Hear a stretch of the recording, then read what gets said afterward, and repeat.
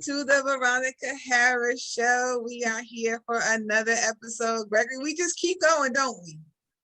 What season is this? What episode? What season? I don't know. I think it's season 5. Ooh. Season 5. But once again, let's welcome our guest, Tajah Muhammad, the mindset coach. Welcome back. Hello, everybody. Hi. Welcome back. So when last you were with us, we had, oh God, it was like a whirlwind, very fast talking. But it was a great episode when we talked about just, your bio, how you came to be a mindset coach, basically your philosophy behind it and what it is you feel how a life coach should move in terms of like dealing with their clients. And I like the whole conversation because it's not just something to do with life coach. It's something that can be used throughout every portion of your life, whether you're a life coach or not. If you're just a regular coach, a mentor, Gregory, and you do mentor young people, you do that. Yeah, I'm a PR counselor. Yep. I am a PR counselor. PRV. And that's one thing in your last episode, you mentioned, Tajah, PRN. Now, what is a PRN? That's just, okay, so for the company I work for, so basically it's an at-will position. So you go in when needed, pretty much. Okay. But it's on your schedule, right? So you have a certain amount of allotted time you will give them that you can work, and it's based on your availability. Okay, so that's basically like a category for the type of employee that you were, a PRN. Correct. Okay. Correct. Awesome. All right. Awesome. So now you've been very busy, getting your brand off the ground and just expanding and promoting. Now you recently went to Dubai. Right. And what was that all about? First of all, how is Dubai? I hear it's amazing. From what I could tell you, it was, but I got to go back to really see it. Okay. So I was there for a business conference. Actually, it's called Tradeswin. It was a program that I learned about through a friend who has done global exporting. And so, he looked at my business and was saying, like, I think you have a definite opportunity to take advantage of something called the STEP program. And it's something that the U.S. provides for people who have products or services that can't export them globally. So basically for us, as we were providing the investing classes, we could potentially, which we're looking to now, is transform our website globally. So putting that in various languages, right? And then some of the products that we currently have, and one new one that we have not yet shared, but we are about to launch, transitioning that to different languages as well so that we can export them. Okay, and I'm glad you brought up the investing, because that's not really how I came across you. I met you on a Facebook group. It was about investing, and I learned about you were having a class about investing on a budget. Now I know your better half, your partner Trish Smith, who's on the West Coast, who couldn't be with us, and we're going to do another show with her. We're really going to get into like some of the strategies and lessons that you taught. But just briefly, I just want to talk about your investments, investing on a budget, because a lot of people, especially in our culture, our community, we feel like we need thousands and thousands of dollars to begin investing. There are some platforms out there that do allow you to come in and start investing at a much lower price point. But still, some of us may think that we need hundreds and hundreds of dollars. And you were here to tell us, and you were taught us that those that took the class, that wasn't the case. So can you just talk in general a little bit about that? Because I think that's very important, that people need to know you don't have to be rich to invest. Right. And that's how you typically start off, and then you build your wealth, right? But again, that's that mindset piece. And that's where I come in, right?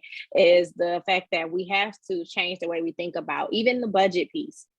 Because our culture, people in general, sometimes they think that budget means broke.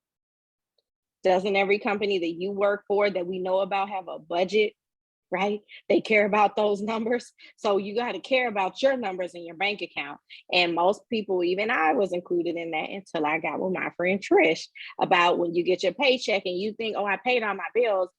I got extra money. I can go out. I can do this. I can do that. And she like, no, all that money still got to be allocated. That's the budget.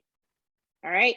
So the budget is allocating every single dollar, every penny in your paycheck so that you know where your money is going, so that we can get out of the living of paycheck to paycheck and treating then investing just like you do savings. So prime example, we all usually set up a certain part of our money to go, or our paycheck, I'm sorry, to go to a savings account.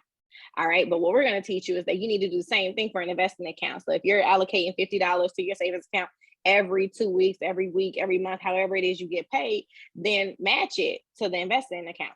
If you can't match it, then half it, right? So if you're putting 50 originally in savings, then put 25 in there, put 25 in the investment account. You'll quickly come to learn that 25 over there is doing a lot more for you than the 25 you had been doing. So now we're going to take all the money and put it over there. We're going to save less, invest more. But it starts here first. Right. And people just don't realize, they think, the savings, I'm like, dude, girl, you only getting 0.025% at the bank. And guess what they're taking? They're taking your money, investing it, and getting 10% and getting a 10 times you return better know on it. You better know it. And then they're only giving you like that 0.025. Wait a minute, you're giving me this little bit of money and I'm letting you use it? Come on.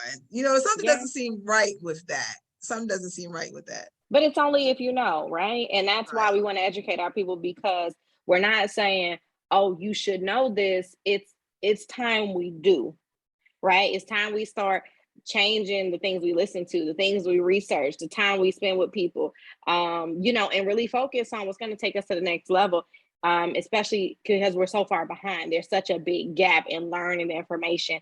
And so what I do in that business is to really just nourish the mindset for you, to tell you, yes, you can, and you will. We're going to make it fun, and you're going to learn a lot. Yes, we can't get around that the terminology is hard. We can't get around that the concept is hard. But guess what? You used to not know how to talk. You used to not know how to walk. Look at you now, right? You used to not know how to do your job. Guess what? You doing it now, or you might even be promoted now. You might actually be teaching somebody. You might be training. So at the end of the day, there are levels, and we're going to help you get there. And so we focus primarily on that beginner level where you don't know anything typically, but by the time you're in our class, you definitely do. Awesome. Gregory, do you have anything you want to add? You sitting there looking like you in deep thought.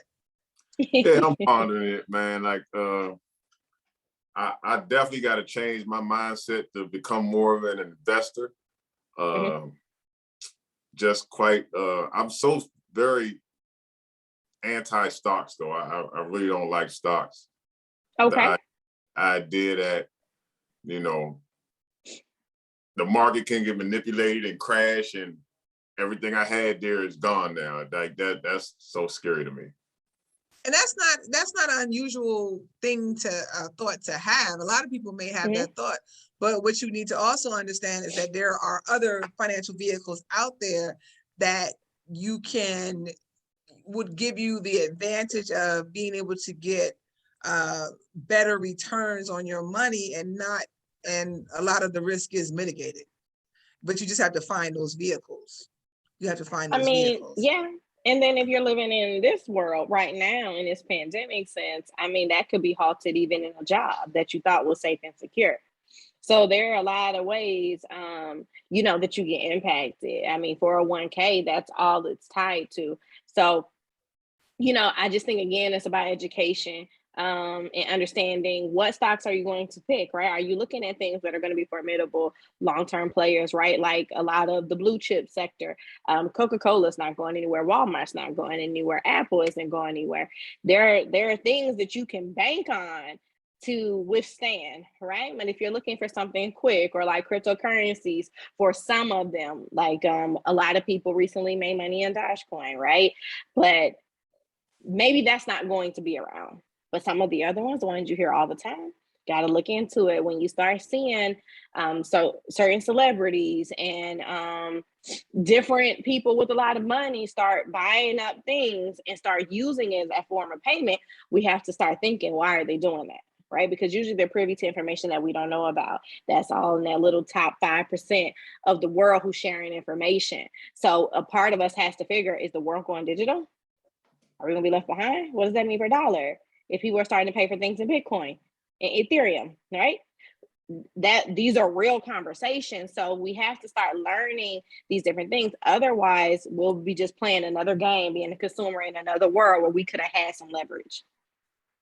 And again, just a quick disclaimer, like nothing that we're talking about is investment advice or anything. We're just giving information. We're just talking about educational things. Like people may not know what Dogecoin or Ethereum or Bitcoin is. Those are the cryptocurrencies. And you can go for yourself and learn more about that. But it's just the idea of starting to get that knowledge and not change your mindset. Yeah, change your mindset, not acting like an ostrich with our head in the sand, thinking that it doesn't matter. Because it does. It does. Yeah, it does, especially for our culture. We have to start investing money, saving money. Let me give you just this concept before you move to the next point. And I always say this, right? Because I like, again, mindset, I like to give analogies. So we go out to eat at a restaurant. You can't eat all your food, right? So you ask them to bring you a to-go box so you can save it, right? You go home in the morning, you wake up, you better, oh God, I got my food from work, or even if you eat it later, and you gonna have what you saved. You're not going to have the whole meal again. You're not going to have nothing else. All you're going to have is what you save. Very different if you invested it. Invested, it's going to be a little more each time, a little more each time, a little more each time, and it's going to double. Then you're going to mess around and be like, oh, I could buy this again now because I've invested. And that's the difference. So when you save money, all you're going to ever have is what you saved. When you invest money, you're going to have whatever gets on top of that investment. It's going to keep growing. That's the difference. I like that. And on that note, we're going to take a break. And then we are going to come back. I like your analogies. We're going to need some more. We're going to take a break and we'll be right back with more analogies. Hey. It used to be simple when I was young and couldn't figure things out. I asked for help. As I grew older, things got more complicated. Then I joined the military. I learned to carry my own weight, and sometimes the weight of others. Now that I'm home, it seems hard to fit back in. Remember when you were young? Asking for help was simple. You don't have to do this alone. At maketheconnection.net.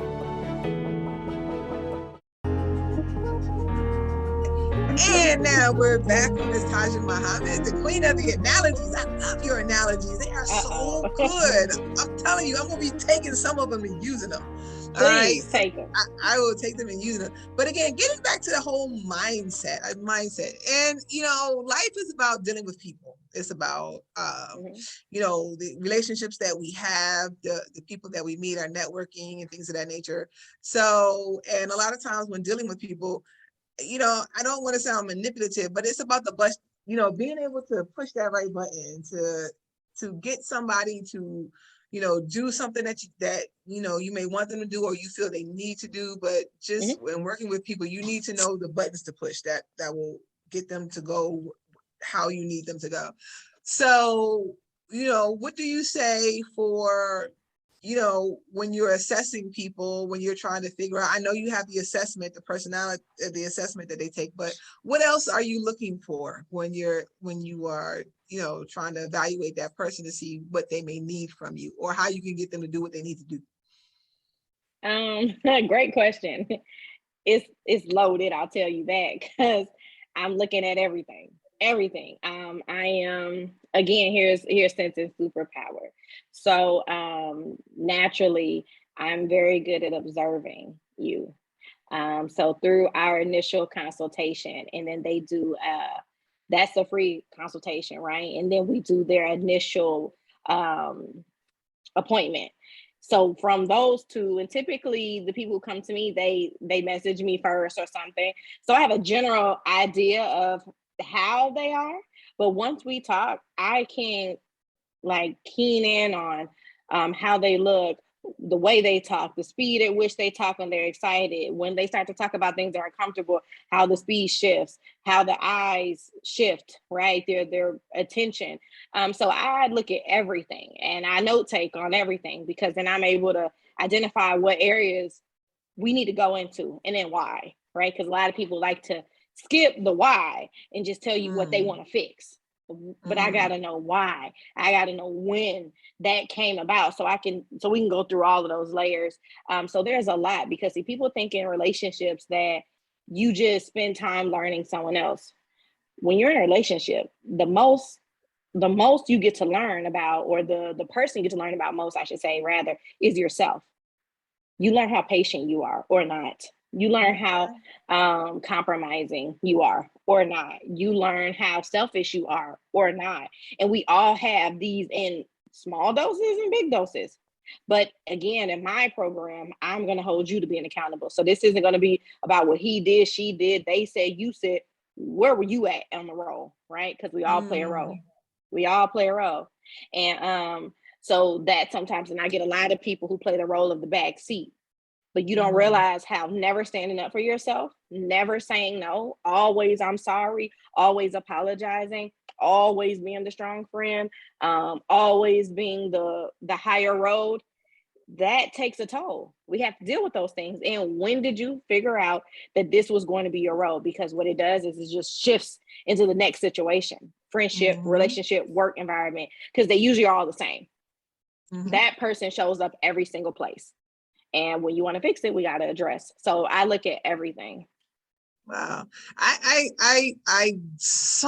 mean, I'm very few times do I can honestly say everything that I'm hearing, I like.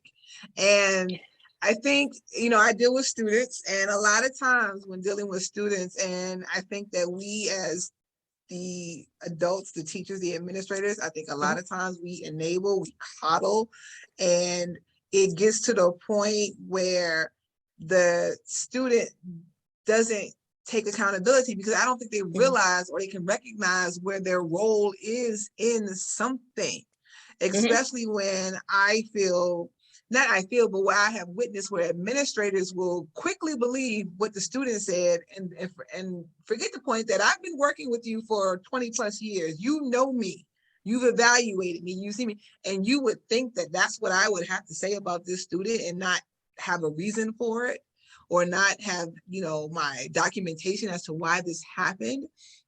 And I think too many times we are unable or unwilling to look at what our role is. Oh, absolutely. We say, well, they need to be heard, and your feelings are valid, and yeah, okay, I get all that. I totally get all that. But what did you do? And Gregory, this first thing mommy would say to us, something happened to the, she look up, well, what did you do? And we were like, me? Right. But her first question was, what did you do?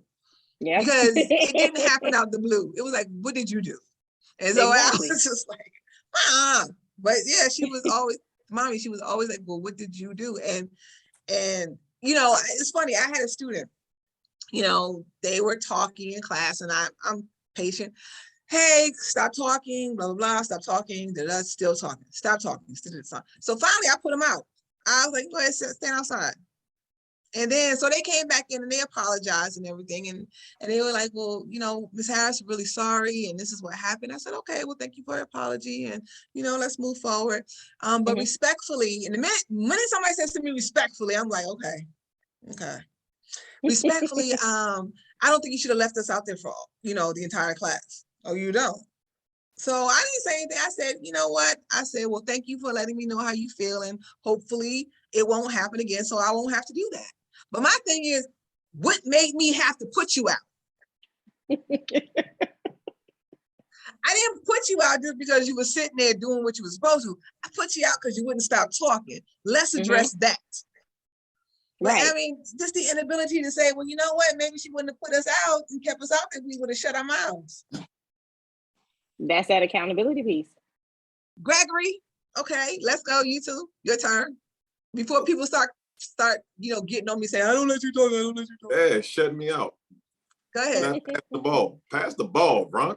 Hey. But before we went to the investing, I wanted to talk about something we had said, we had touched on, and then we got back to it after the investing. You talked about the why, Taj. Okay. So the previous episode we had you, I mentioned I was in the men's group, you like, we need that. You mentioned something else, you like, cause we need that.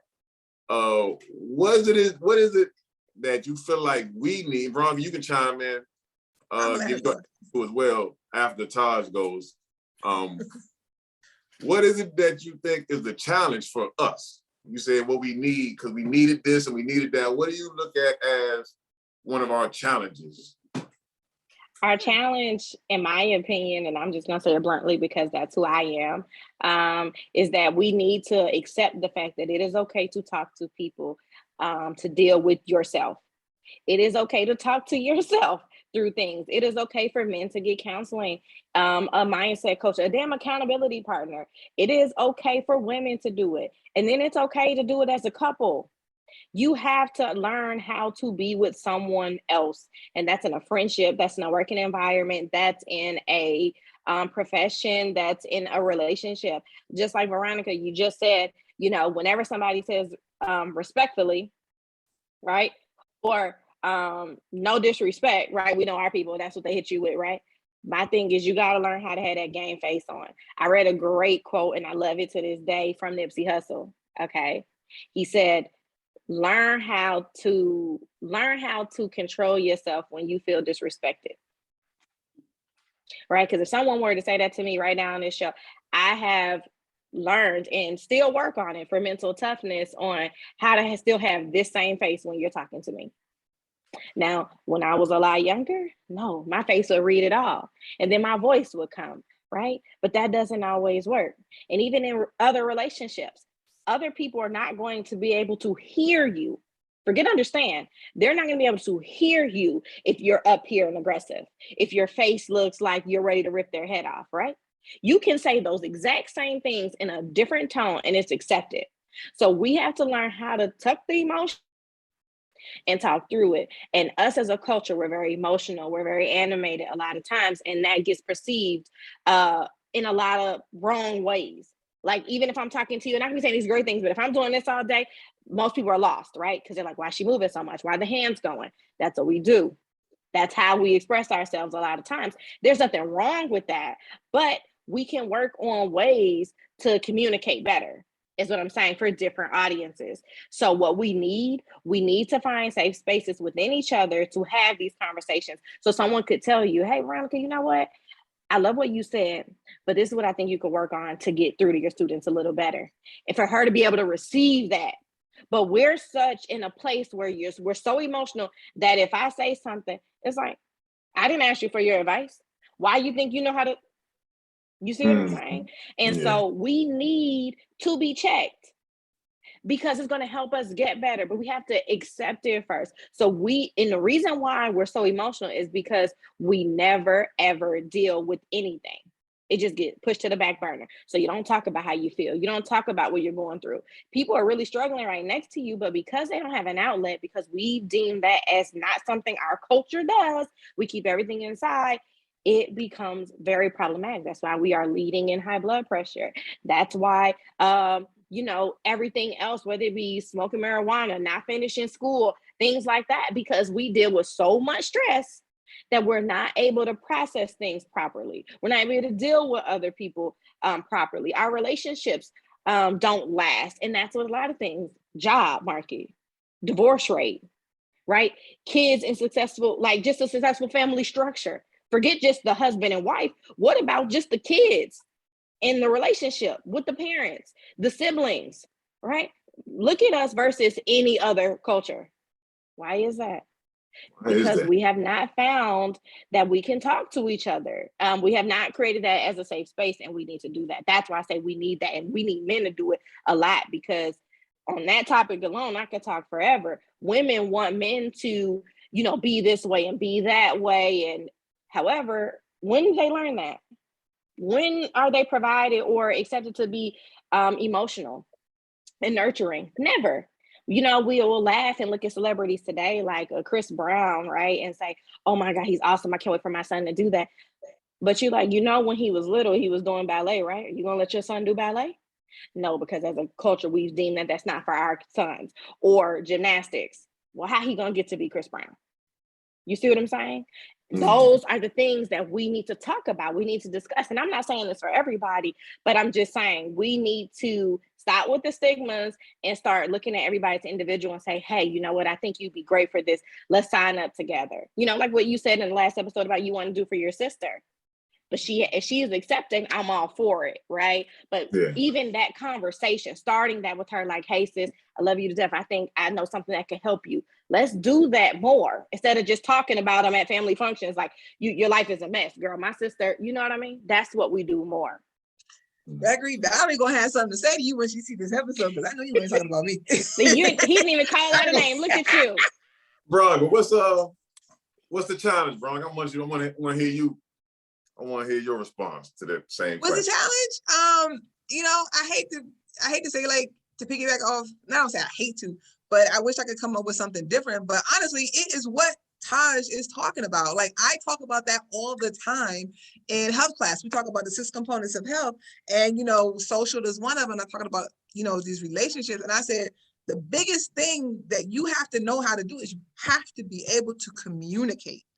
You have to be able to communicate. And I said, all this texting and all that emojis and stuff, I said, no, because it is hard to determine tone and intent when you're doing that. And I said, that's why for myself, anytime that I can walk to that person and talk to them, I will do that. Or if I can get them on the phone, I will do that. I'm not going to sit here and go back and forth with you on the email. I'm not going to sit here and go back and forth with you texting. It's just not going to happen. Because and I'm going to throw something in there real quick with you. Before I believe you can even worry about the communication part, we have to be willing to understand. We have to be willing to say, it's not all about me. You know what I'm saying? Like, again, like, I'll just go back to you because you use that as an example, right? Anytime somebody says, with all due respect, right? That may be the only way they know how to communicate that. So don't take it personal, because that's about them. Oh my gosh, she's teaching me. Okay. You see what I'm saying? That if we start realizing the way people come at you is about them and very less about you, the better off we'll be. But we're so emotional that straight we go defensive mode. Now let them get all of that out, because that don't have nothing to do with me. I let people tell me a lot of things about me. You know what I do? Go about my day. Thanks. Okay. Right? Because that doesn't have anything to do with me, but that's about building mental toughness. That's mindset first. Because you can't tell me about me when I know who I am. You know what I'm saying? You are so right about that. And I've done a lot of work with that in terms of working on when people say stuff to me. A lot of times I am, you know, I just sit there and I'll smirk, you know, that's my way of a smile, or I laugh, because I know my worth. I know what, you know, who I am. I know who Veronica is. And it is taking me a while to get there. And it takes a long time. I am still learning. I am still learning. And you know what?